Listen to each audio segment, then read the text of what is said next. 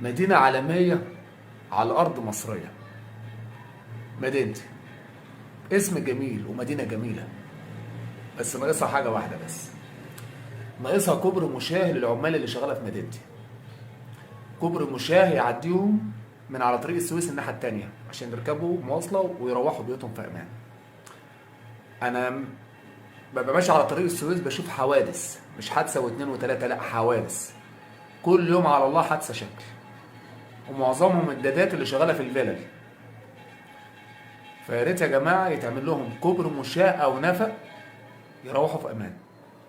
إن بجد تشوفوا منظر الحوادث كل يوم، عربية مطيرة عيلة، عربية مطيرة واحد، مطيرة واحدة، لا مش ممكن. فده لازم كوبري مشاه أسرع وقت، يعني أقرب فرصة كده بسرعة يتعمل كوبري مشاه أو نفق. مش هيكلفكم كتير، بس أرواح الناس اللي هي بتموت هدر. الستات اللي هي شغالة دادات في فيلا مدينتي دي عالم بتروح بيوتها ولا لا؟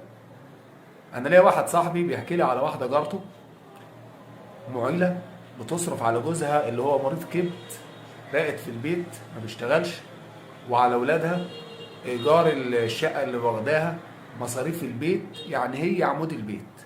عمود البيت دي بقى وهي مروحه اتهرست ماتت. شوف بقى العيله اللي كانت بتصرف عليها بقى مصيرها ايه دلوقتي.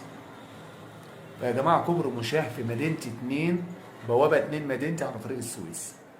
الطريق الواحد اكتر من 5 6 حارات. شوف حضرتك بتعدي الطريق ده وهتعدي كمان الطريق التاني عشان تركب مواصله وتروح.